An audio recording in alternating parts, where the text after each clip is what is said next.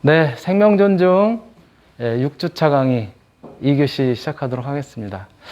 오늘 우리가 다루게 되는 내용은 피임과 성윤리라고 하는 그런 측면에서 같이 살펴보고 있는데요.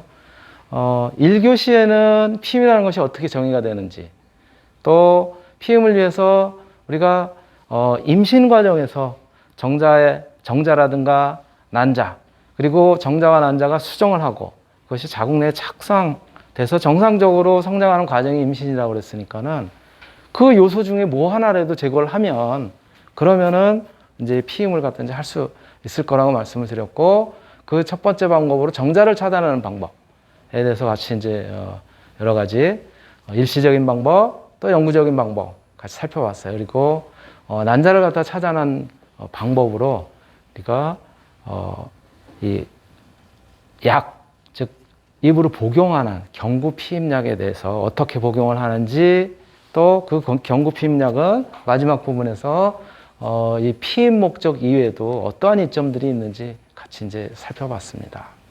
자, 이번 시간에 역시 이어서, 자, 그러면 난자를 차단하는 방법이 이렇게 얼마나 불편해. 3주 동안 약을 계속 먹고 경구 피임약의 경우에는 한 주 쉬고 이거 잊어버리면은 진짜 불안해하고 이런 여러 가지 그 불편한 점들이 있는데, 조금 더 수월한 그런 방법이 없을까? 호르몬을 조절을 한다고 하지만, 그래서 이제 나오는 것들이 뭐냐면 장치를 갖다 이제 활용하는 방법이에요.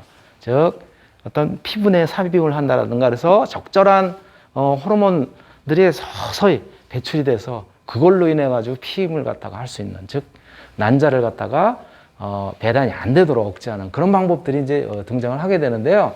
바로 피임 방법으로서 난자와 관련된 것으로 한시적인 차단에 여성들이 사용하는 방법이에요. 이제 배란을 갖다 이제 막아서 호르몬 조절하는 그런 이제 방식이긴 한데, 어떤 방식들이 있냐면은 피하 이식 호르몬 피임제를 갖다가 피하, 그쵸? 이 살갗, 요 안쪽에 거기에다가 삽입을 시키는 거예요. 스테플러처럼 탁 찍으면은 거기에 이렇게 픽 들어가는 거예요. 그러면서 거기서 서서히 이제 배출이 되는 것이죠. 그래서 소위 이야기하는 황체 호르몬이라고 하는 레보노게스트렐이 서서히 분비가 돼요. 황체 호르몬은 임신이 됐을 때 이제 나오게 되는 건데, 임신이 되고 나서는 다시 이제 생리를 갖다가 이제 하지 않고 또 난자를 배란을 할 이유가 없잖아요. 그런 것들을 소량 분비를 쭉 함으로써 배란이 안 되도록 이제 하게 되는 거란 말이에요. 두 번째가 뭐냐면 경질 피임링, 누바링이라고 하는 건데, 이것은 이제 여성 호르몬하고 황체 호르몬, 이런 것들을 갖다가 소량 분비를 하도록 아예 이 자궁 내에다가 링을 갖다가 이제 이렇게 설치를 하는 이제 그런 방법이고요. 세 번째가 이제 피임 패치예요. 피임 패치를 갖다가 우리 파스 바르듯이 이렇게 딱 붙여놓으면은 거기서 서서히 이 호르몬의 용량을 갖다 조절하는 그런 이제 호르몬들이 배출이 돼서, 그래서 약물이 이제 배출이 돼가지고 호르몬이 조절이 되는 이제 그런 방식들인 것이죠. 이러한 여러 가지 방식이 있고요. 바로 그 이제 장치는 이런 형태의 장치예요. 첫 번째가 임플란원이에요. 저렇게 여기 팔 겨드랑이 있는 쪽에다가 스테플러처럼 탁 쏘면 가서 탁 박혀가지고 거기 이제 장착이 되는 거고요. 피임 패치 이렇게 아랫배 있는 데다 붙이면 피임 패치로부터 약물이 서서히 호르몬을 조절할 수 있는 약물이 나와가지고 이제 배란이 억제가 되는 그런 방법이고, 누바링이라고 하는 것은 이렇게 이제 자궁 쪽에다가 링을 갖다 이제 삽입을 시켜서, 그래서 그 링으로부터 서서히 마찬가지로 여기도 호르몬 조절할 수 있는 약물들이 배출이 돼가지고 그래서 이제 배란을 억제하는 그런 방식들이 이제 있는 것이죠. 이거 이외에도 여러 가지 이제 피임 기술들이 계속 연구되고 개발되고 그래서 다양한 유형의 것들이 나오게 되는데요.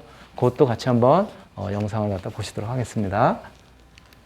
피임약의 가장 큰 불편은 매일 먹어야 한다는 겁니다. 피부에 잠깐 붙였다 떼면 한 달 동안 피임이 되는 붙이는 피임약이 나와서 문제를 풀고 있습니다. 최소라 기자입니다. 미세한 바늘 수십 개가 붙어있는 동전만한 반창품. 피부에 피부에 1분 동안 붙였다 떼면 한 달간 피임이 되는 피임 패치입니다. 피부에 박힌 바늘이 서서히 분해되면서 한 달에 걸쳐 피임약을 방출하는 원리입니다. 이 패치는 동물 실험에서 피임 효과를 입증했고 임상시험을 위해 추가 연구가 진행 중입니다. Contraceptives that women are able to self-administer, for example, taking a pill, has to be done every day. It's not long-acting. Whereas the long-acting contraceptives often require a healthcare provider to administer them. Our goal was to develop a way for women to have long-acting contraception that they could also self-administer. 착용만으로 피임 효과가 있는 귀걸이나 시계, 목걸이도 등장했습니다. 피부와 직접 닿는 액세서리에 호르몬을 방출하는 패치를 부착해 약이 피부에 흡수되도록 한 원리입니다. 피임약뿐 아니라 다른 약물을 전달하는 데도 활용할 수 있습니다. Even though there are a variety of different ways in which a woman can take a contraceptive, still there are many pregnancies that occur that are not intended to occur. So we would like to provide some additional options. 남성 피임제도 속속 개발되고 있습니다. 인도 연구팀은 생식기에 주입하면 13년간 피임되는 성분을 개발해 내년에 출시할 계획이고, 미국에선 남성용 먹는 피임약이, 영국에선 피부에 바르는 남성용 피임젤이 각각 임상시험 중입니다. 건강한 가족 계획을 세우는 데 필수적인 피임, 과학기술의 발전에 더욱 편리하고 효과적인 피임 방법이 등장하고 있습니다. YTN 사이언스 최소라입니다. 예, 굉장히 다양한 피임 방법들이 이렇게 속속들이 연구되고 또 개발이 돼서 이제 등장을 하고 이제 그러고 있습니다. 자, 그러나 그래도 우리가 전통적인 그런 이제 피임 방법 무시할 수는 없겠죠. 예, 이 난자를 차단하는 방법 중에 이제 아예 영구적으로 배란이 안 되도록 하는 방법도 마찬가지로 정자를 차단하는 방법과 같이 있어요. 예, 그 방법이 결국은 여성들이 영구적으로 차단하는 방법으로 이제 활용하는 것이 이제 뭐예요? 바로 난관 결찰술이에요. 이번에는 난소로부터 난자가 배란이 안 되도록 그 중간에 난관을 갖다가 자르고 똑같이 정관 수술처럼 묶어 놓는 거예요. 이렇게 예, 난자의 이동 경로를 갖다 묶어 놓으면 그러면 배란이 난관으로 통해 가지고 그래가지고 유입이 안 되니까는 완전히 영구적으로, 물론 조금 전에도 말씀드렸던 것처럼 100%라는 건 없다고요. 이 경우에도 어떻게 해가지고 또 임신이 되는 경우도 아주 드물긴 하지만은, 그래서 성공률이 뭐 99.9 얼마 이렇게 이제 되는 것이죠. 예. 실패율도 이제 있기는 있다라고 하는 이제 부분 말씀드리고요. 자, 이제 난자를 차단하는 방법까지 이제 됐어요. 그 다음에는 이제 또 뭐가 있을까요? 수정을 차단하거나 또는 착상이 안 되도록 하는 이제 그런 방법이 있겠죠. 자, 그래서 수정과 착상을 갖다 이제 방해하는 그런 이제 피임 방법도 있습니다. 바로 한시적으로 여성이 이제 사용하는 방법인데요. 자, 이런 수정 착상과 관련된 여러 방법 중에 이런 것들이 있어요. 레보놀 게스트렐 분비를 갖다 하는 그런 자궁 내 장치를 갖다 이제 그 세팅을 하는 거죠. 이제 삽입을 하는 거죠. 그래서 거기에서 이제 호르몬이 조절이 돼서, 그래서 물론 요거는 이제 배란 억제하는 그런 것뿐만이 아니라 혹시 수정이 됐다고 하더라도 자궁 내에 착상이 안 되도록 그렇게 이제 억제하는 방법이에요. 그래서 자궁 내막 성장을 갖다 방해해서 착상이 안 되도록 하는 이제 그런 유형인 것이죠. 그리고 자궁 내 정자 운동이라든가 이런 것들도 이제 억제를 갖다 이제 시킬 수 있고요. 또 앞에서 이야기했던 것처럼 경구 피임약도 그런 역할을 하지만 요 한시적으로 이제 차단하는 레보놀게스트렐 분비의 그런 어떤 장치를 갖다 자궁 내에다 함으로써 거기서 나왔었던 호르몬의 영향 뭐 이런 것들에 의해서 자궁 입구에 점막을 갖다 끈적끈적하게 만들어가지고 관계를 갖다 가졌을 때도 정자들이 더 진입을 못하도록 하는 그런 역할들도 마찬가지로 할 수 있다는 거예요. 이런 다양한 이제 유형들이 있고요. 또 관계를 갖다 가지고 수정이 돼서 그 다음에는 이제 자궁 내에 착상이 돼야 되는데 그것을 방지하는 방법으로 아예 이제 루프라는 것들 갖다 이제 쓰기도 합니다. 예. 요거는 이제 레보놀게스트렐 분비 자궁 내 장치고요. 이렇게 자궁 안쪽에다가 장치를 함으로써 이렇게 T자 형태로 되어 있어요. T자 형태로 자궁 안쪽에다 장치를 함으로써 이제 하게 되는데 저러한 유형의 것들을 갖다가 이렇게 반영구적으로 사용할 수 있는 것들이 있어요. 이 반영구적으로 사용할 수 있는 것이 소위 이야기하는 루프인데요. 구리 루프들이 이제 과거에는 많이 썼었어요. 그래서 수정란이 착상이 되지 못하도록 수정관을 통해 가지고 내려와서 결국은 자궁 내에 붙어야 되는데 그래서 착상을 해야 되는데 내려오지 못하게 T자로 막아버리는 거예요. 양쪽을. 그래서 그것을 과거에 이제 구리 유형으로 이제 되어 있는 거기 때문에 구리 루프 이렇게 이제 많이 표현을 했고 T자 형태로 조금 전에 레보놀게스트렐 자궁 내 장치하고 거의 유사한 형태인데요. 이런 것들은 이제 많이 썼었고요. 또 의도치 않게 사랑하는 사이에서도 물론 있을 수 있겠지만 예를 들어서 뭐 우리 매스컴에도 가끔 이제 등장하는 것처럼 불의에 뭐 예를 들어서 폭행을 당했다라든가 그런 경우에 혹시 관계가 일어난 이후에 그런 이후에 어떤 피임 방법이 없을까라고 해서 이제 하는 것이 바로 뭐냐면 응급 피임법이에요.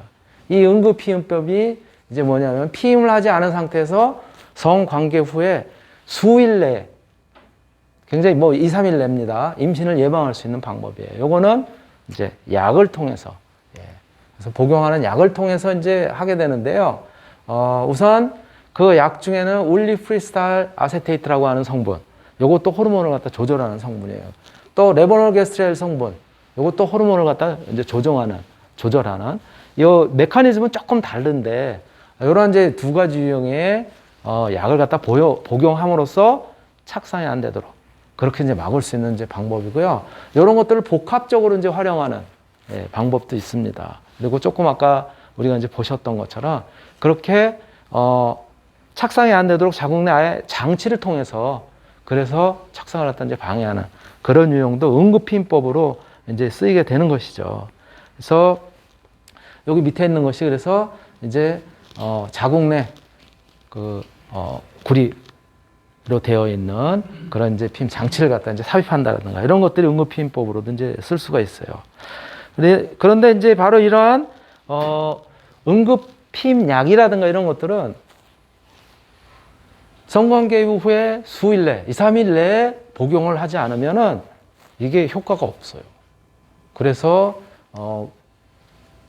이제 장치라든가 피임약을 갖다 이제 복용함으로써 어디에 이제 작용을 하게 되는지 그 기작을 갖다가 그 메커니즘을 갖다 이제 여러분들한테 보여드린 거고요. 그래서 응급피임약의 경우에 저렇게 착상이 안 되도록 하는 그런 이제 호르몬을 굉장히 그 높은 농도의 호르몬이 이제 분비가 돼요. 이제 그런 유형이고요. 응급피임약의 경우 자궁 내 장치는 아까 이제 반영구적으로 사전에 예방을 하기 위해서도 하지만은 응급 피임이 필요한 관계 후에도 이렇게 수정이 됐다고 하면 내려와서 착상이 안 되도록 하기 위해서도 이제 하게 됩니다. 그래서 수정란 착상을 갖다 방지하기 위해서도 이렇게 이제 활용을 하고 있고요. 조금 전에 말씀드렸던 것처럼 응급 피임약의 경우에는 그 복용하는 시간에 따라서 이렇게 1일차, 즉 24시간 이내에 복용을 했을 경우에 95%의 피임 확률을 갖다 가지고 있는데요. 두 번째 날 복용을 하게 되면 85%뚝 떨어집니다. 무려 10% 정도 떨어지는 거예요. 세 번째 날 복용을 하게 되면 이제 58%까지 떨어져요. 그러니까 최대한 그런 상황이 벌어지면 혹시라도 진짜 사랑하는 사이에 관계를 갖다 가졌는데 가만히 따져보니까 배란일이야. 어떡해. 그런 경우에 바로 24시간 이내에 이거는 근데 문제가 우리나라 아직까지 법으로 이게 자유롭게 약국에서 판매를 하질 않아요. 그래서 의사의 처방이 있어야 돼. 그럴 경우에는 병원에 가서 의사하고 상담을 해서 처방을 받아가지고 그래서 구입을 해서 복용을 하시면 됩니다. 이러한 이제 응급 피임법이 있다라고 이제 말씀을 드릴 수 있고요. 요게 실질적으로 약국에서도 이제 판매는 해요. 처방전이 있어야 되지만 다양한 유형이에요. 레보놀게스트렐 성분이 이렇게 플랜 B, 원스텝, 뭐 노레보 이런 것들이 이제 요거는 수입된 거고 요거는 국내에서 이제 나오는 그런 것들이고요. 울리 프리스타일 아세테이트 성분이 엘라원이라든가 수입된 거, 그다음에 국내에서 나오는 이런 유형들이 있으니까는 참고하시면 될 것 같아요. 예. 그렇게 이제 하시면 될 것 같고요. 이거 이외에도 피임법이 또 있을 수 있겠죠. 예, 여러 가지 방법이 있을 수는 있을 거예요. 근데 이 이외에 이제 피임법이라고 얘기하는 것들이 우리가 소위 이야기하는 이 배란 주기.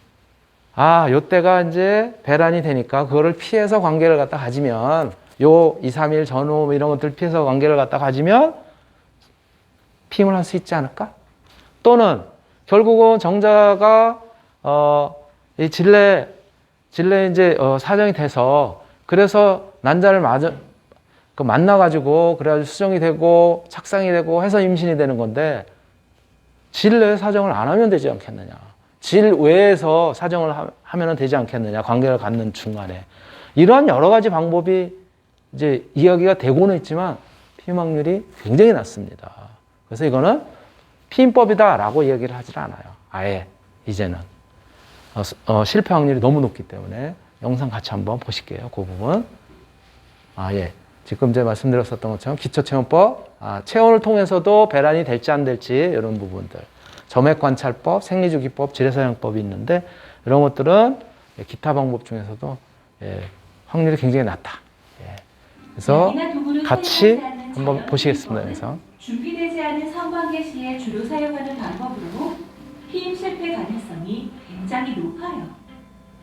여자의 생리주기 중 난소에서 성숙한 난자가 나오는 배란기에 성관계를 하게 되면 임신을 하게 돼요.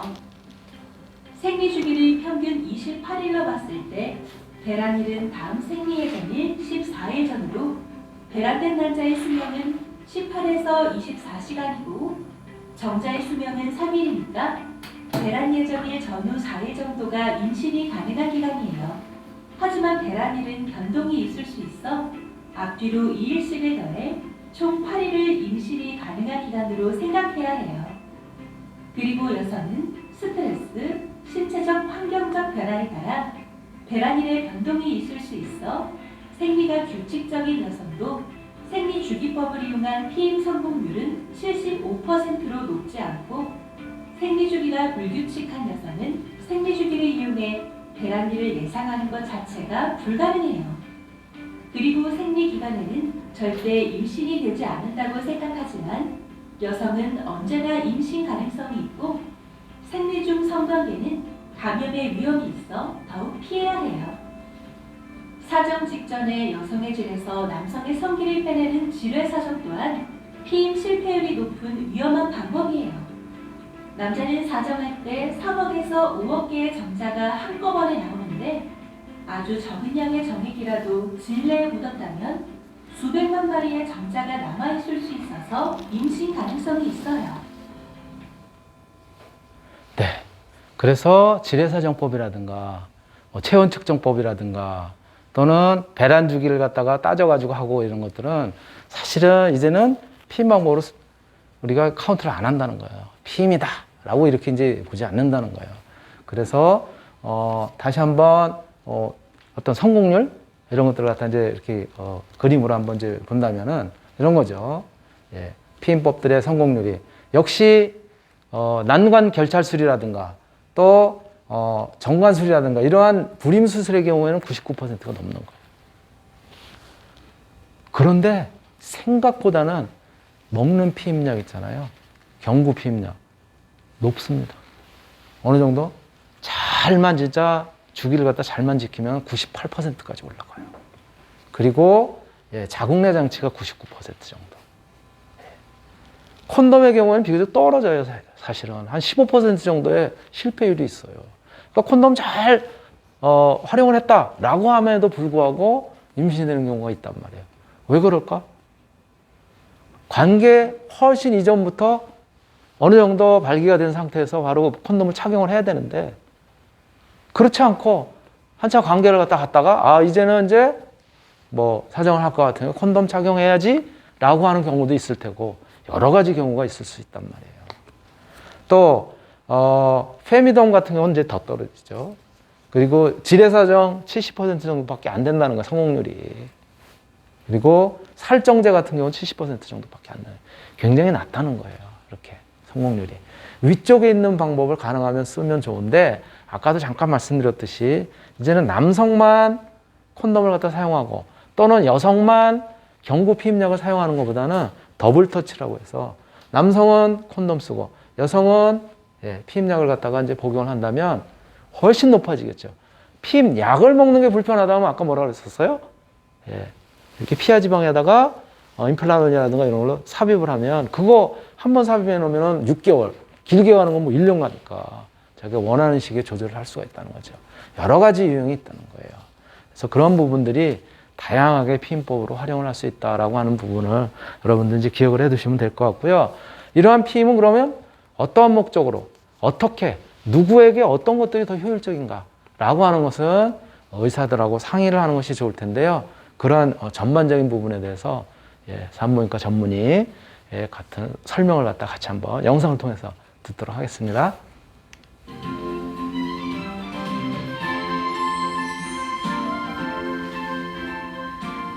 피임이 필요한 이유에 대해서 좀 생각을 해보면 사실 지금 남녀 관계에서는 성생활이 사실 굉장히 중요한 문제예요.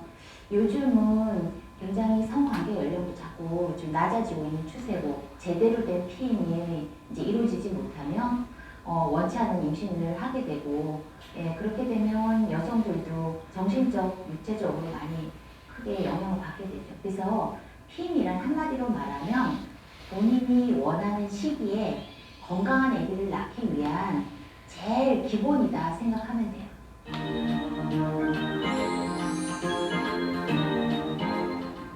피임 방법은 일단 크게 그 영구 피임하고 조절하는 피임으로 볼 수 있고, 영구 피임은 뭐 남자가 하는 건 정관 수술이고 여자가 하는 건 난관 수술인데 요즘 이제 보통 관심을 갖고 많이 하고 있는 거는 이제 다 조절하는 피임이에요. 첫 번째로 그 젊은 여성들 한 20, 30대 가장 많이 쓰는 게 이제 먹는 피임약이라고 볼 수 있고요. 그 다음에 이제 몸에 뭔가를 하는 거, 팔에 삽입하는 임플란트라는 피임 방법이 있고, 그 다음에 자궁내 장치로 아주 오래된 역사를 갖고 있는 루프, 이제 부리 루프죠. 또 하나는 똑같은 자궁내 장치지만 호르몬을 이용하는 미레나라는 게 있어요. 그리고 아주 최근에는 똑같은 미레나랑 같은 기전인데 미레나보다 좀 더 호르몬 함량을 낮추고 그 미혼 여성들이 좀 더 편안하게 자궁내 장치를 받을 수 있는 제이디스라는 게 또 새로 나왔어요.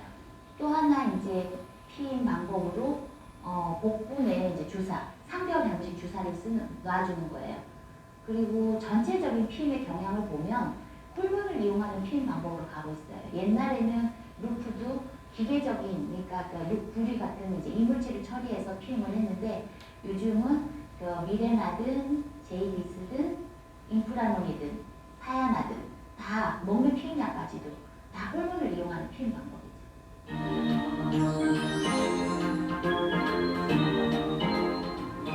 피임약은 두 가지 호르몬이 같이 들어있어요. 우리나라에서 지금 쓰이는 피임약은 에스트로겐이랑 프로제스테론, 그러니까 여성 호르몬하고 황체 호르몬이 같이 들어있는데 그게 이제 들어가서 일단 첫 번째는 배란이 억제되고요.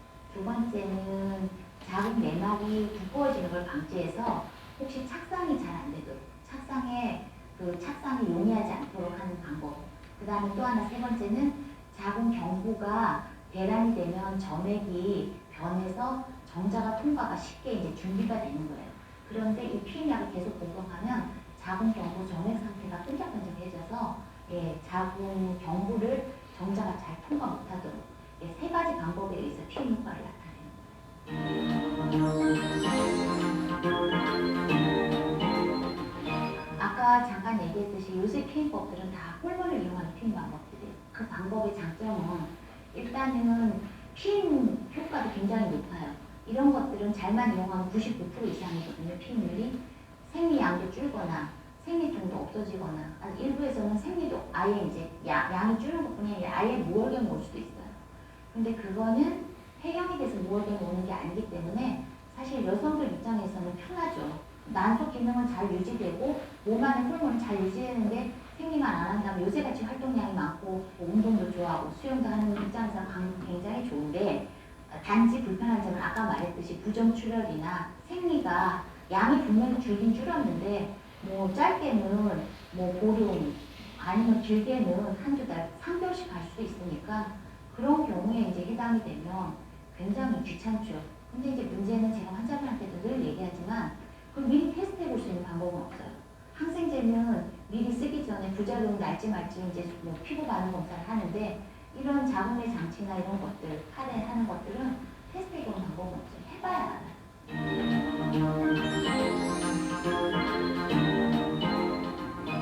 가장 좋은 피임법은 사실 사람마다 다 달라요.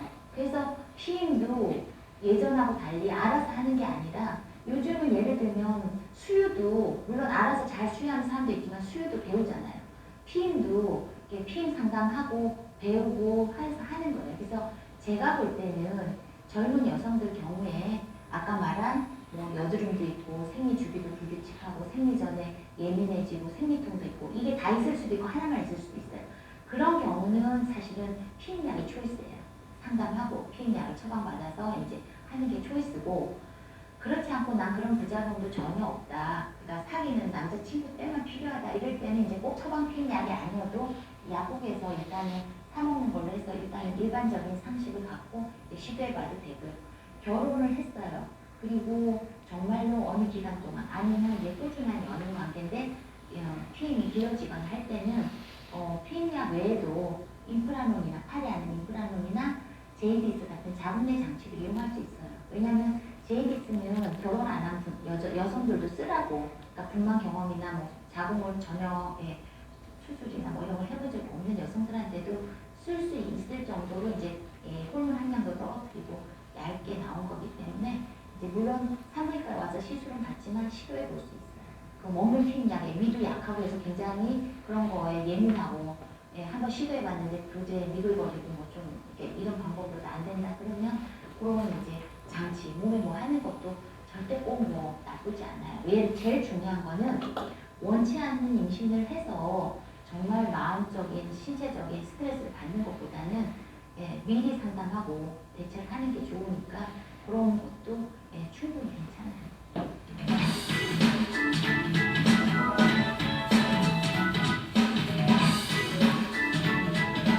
일단은 예전에 아까 말했듯이 피임약의 호르몬 함량이 굉장히 높았을 때는 유방암에 대한 영향에 대해서 이런 왈가왈부가 많았어요.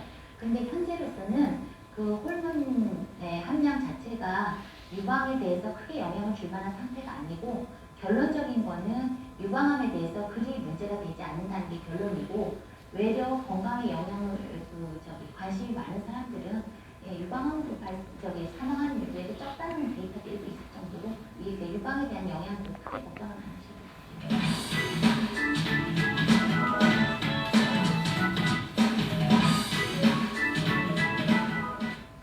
그거는 한번 알려드리고 싶은 게 이제 피임약을 먹었을 때 혈전 색전증이 좀 올라갈 수 있는데 그거는 그러니까 예를 들어 첫 한 4사이클 정도만 지나가면 그런 위험도가 뚝 떨어져요.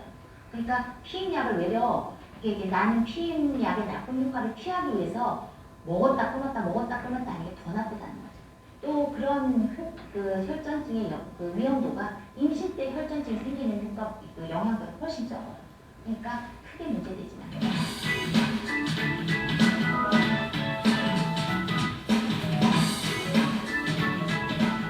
일단은 한마디로 대답하면 그렇지 않다예요. 왜냐하면 피임약의 효과는 피임약을 끊으면서 벌써 없어지는 거예요. 이 가임력에 영향을 주는 거는 그 여성들의 나이 그리고 성관계 횟수 그런 것들이기 때문에 피임약을 오래 복용했다고 가임력이 떨어지진 않아요. 그리고 피임약을 복용한 뒤에 그리고 피임약을 안 복용하지 않은 여성과의 그 임신율이 다 데이터 있는데 보면 똑같아요.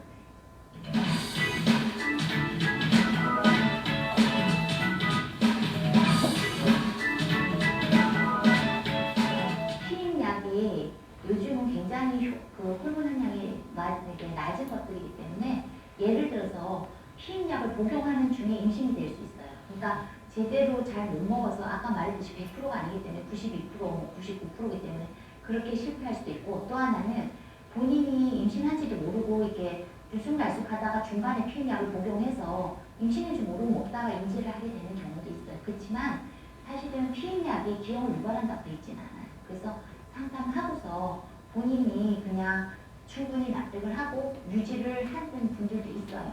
그런 분들도 그 기형 유발률은 그런 약이 전혀 없이 또 기형 유발률이 있거든요. 기본적인 기형 유발 그것보다 높지 않아요. 그러니까 피임약으로 인한 기형 유발에 대한 우려는 아직 하지 않으셔도 돼요.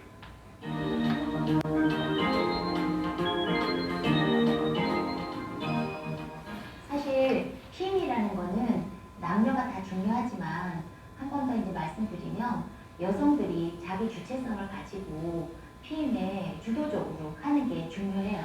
왜냐하면 외국에서는 더블 더치라고 해가지고 남자들은 콘돔 쓰고 여자들은 피임약을 쓰는 문화가 이미 다 정착돼 있는데 우리는 이 제대로 된 피임의 역사가 길지 않아요. 그러다 보니 실제로 이제 외래에서 보면 여성들이 자기가한테 가장 중요한 피임인데도 불구하고 남자들한테 맡기는 거, 그리고 콘돔 쓰겠거니 아니면 뭐 지뢰사정했다 그러면 다 잘했거니 그렇게 이제 믿는 경우가 많은데 믿으면 안 돼요. 그러니까 제가 말씀드리고 싶은 거는 이 피임은 여성들이 정말 자기의 몸을 소중하게 여기는 만큼이나 주도적으로 챙겨야 되는 그런 중요한 거니까 이 부분에 대해서 정말 우리 모든 여성들이 명심하고 건강한 피임, 그리고 본인이 원하는 시기에 건강한 아기를 출산할 수 있도록 하는 제일 기본이라는 걸 명심하게 되는 시간이 되기를 바랍니다.